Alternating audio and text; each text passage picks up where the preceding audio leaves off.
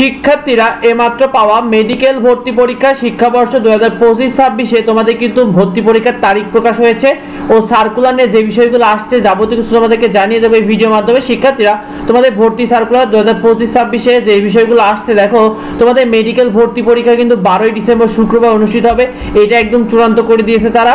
তোমাদের ভর্তি পরীক্ষাটা কিন্তু 200 নম্বর হবে শিক্ষার্থীরা, অর্থাৎ তোমাদের ভর্তি পরীক্ষা এমসিকিউতে থাকবে 100 নম্বর আর তোমাদের জিপিএ রেজাল্টের উপর থাকবে 100 নম্বর।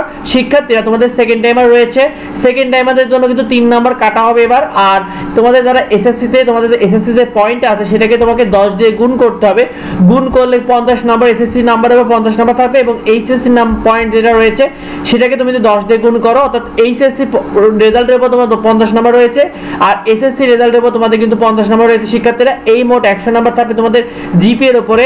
শিক্ষার্থীরা তোমাদের ভর্তি পরীক্ষার শর্ত দেখো, তোমরা যারা বিজ্ঞান বিভাগ থেকে এসএসসি ও এইচএসসি তে কমপক্ষে 9 পয়েন্ট রয়েছে, তো তোমার এসএসসি ও এইচএসসি রেজাল্ট মিলে তোমার কমপক্ষে যাদের 9 পয়েন্ট থাকবে তারা সবাই মেডিকেল ভর্তি পরীক্ষায় অংশগ্রহণ করতে পারবে।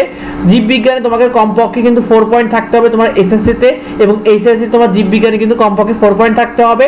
5 নাম্বার 40 থাকবে মেডিকেল ভর্তি পরীক্ষায়। তোমাদের আবেদন ফি কিন্তু 1000 টাকা এবং তোমাদের ভর্তি পরীক্ষার সার্কুলার প্রকাশ হতে যাচ্ছে অক্টোবরের শেষ সপ্তাহে, আমরা যতটুকু তথ্য পাচ্ছি। শিক্ষার্থীরা তোমাদের মানবন্টন কেমন হবে দেখো, তোমাদের কিন্তু জীববিজ্ঞানে 30 নম্বর থাকবে, রসায়নে 25, পদার্থে 20 নম্বর, ইংরেজিতে 15 নম্বর এবং সাধারণ জ্ঞানে 10 নম্বর থাকবে। এই তোমাদের মোট 100 নম্বরের পরীক্ষা হবে।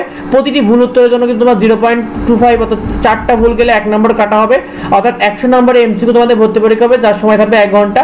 তো ভিডিওটি এ পর্যন্তই। শিক্ষার্থীরা তোমরা কে কে মেডিকেল ভর্তি পরীক্ষায় অংশগ্রহণ করতে হবে কমেন্টে আমাদেরকে জানিও।